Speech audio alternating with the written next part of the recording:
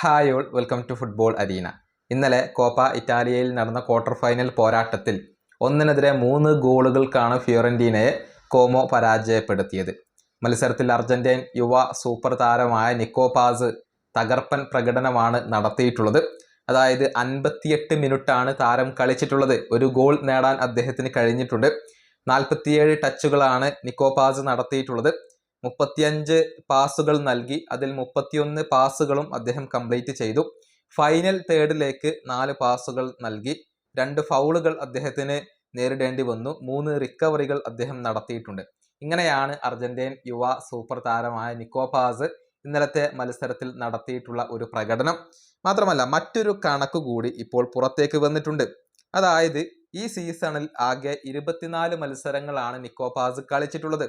അതിൽ നിന്ന് 15 ഗോൾ പങ്കാളിത്തങ്ങൾ വഹിക്കാൻ അദ്ദേഹത്തിന് കഴിഞ്ഞിട്ടുണ്ട് എന്ന് പറയുമ്പോൾ 9 ഗോളുകളും 6 അസിസ്റ്റുകളും അദ്ദേഹം സ്വന്തമാക്കിയിട്ടുണ്ട്.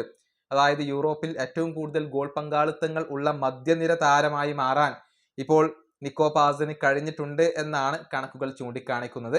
അത്രയേറെ മികച്ച പ്രകടനമാണ് നിക്കോ പാസ് നടത്തിക്കൊണ്ടിരിക്കുന്നത്. കോമോക്ക് വേണ്ടി മികച്ച പ്രകടനം അദ്ദേഹം നടത്തിയത് കൊണ്ട് തന്നെ ഈ ജനുവരി ട്രാൻസ്ഫർ ജാലകത്തിൽ റയൽ മാഡ്രിഡ് താരത്തെ തിരികെ എത്തിച്ചേക്കും എന്നുള്ള റിപ്പോർട്ടുകൾ ഉണ്ടായിരുന്നു. പക്ഷേ ഇതുവരെ അദ്ദേഹത്തെ തിരികെ എത്തിച്ചിട്ടില്ല. ഈ സീസണിന് ശേഷം മാത്രമായിരിക്കും റയൽ നിക്കോ പാസിനെ തിരികെ വിളിക്കുക. ഏതായാലും അർജന്റീനക്കും റയലിനും വലിയ പ്രതീക്ഷകൾ നൽകുന്ന ഒരു താരമാണ് നിക്കോ പാസ്. ഈ വീഡിയോയുടെ അവസാനിപ്പിക്കുന്നു. അടുത്തൊരു വീണ്ടും കാണാം.